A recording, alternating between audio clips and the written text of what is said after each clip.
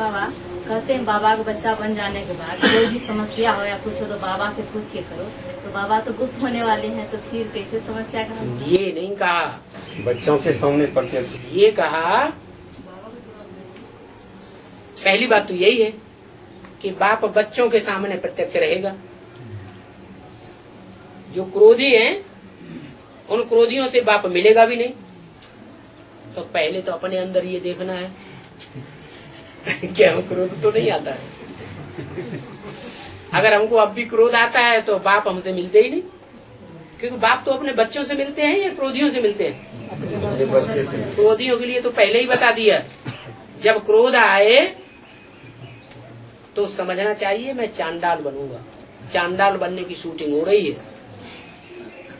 तो चांडाल बनने वाले बाप के बच्चे होते हैं क्या? है? पहली बात तो ये।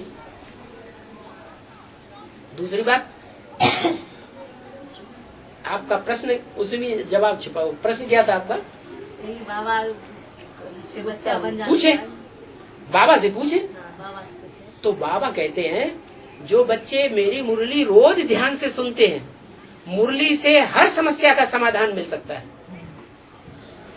इसका मतलब तो रोज की मुरली ध्यान से सुनते नहीं है, पढ़ते नहीं है, उस पर मनन चिंतन मंथन नहीं करते, इसलिए बार बार बाबा के कान खाते रहते हैं और उल्टा अर्थ लगाते हैं कि बाबा ने कहा है कदम कदम पर श्रीमत लो।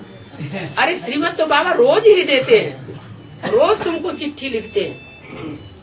कोई ऐसा बाप होगा जो तुमको रोज चिट्ठी लिखता हो?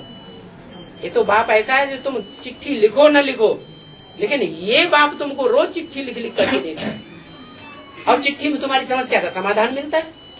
तो तुम ध्यान से सुनते ही नहीं, मुरली को ध्यान से पढ़ते ही नहीं, उस पर मनन चिंतन मंथन करते ही नहीं। कोई ऐसे भी बच्चे होते हैं, टीचर तो रोज पढ़ाई पढ़ाता है, जब पढ़ाता है तब गायब हो जाते हैं, फिर बाद में टीचर के कान खाते हैं। तो टीचर बेचारा क्या करेगा?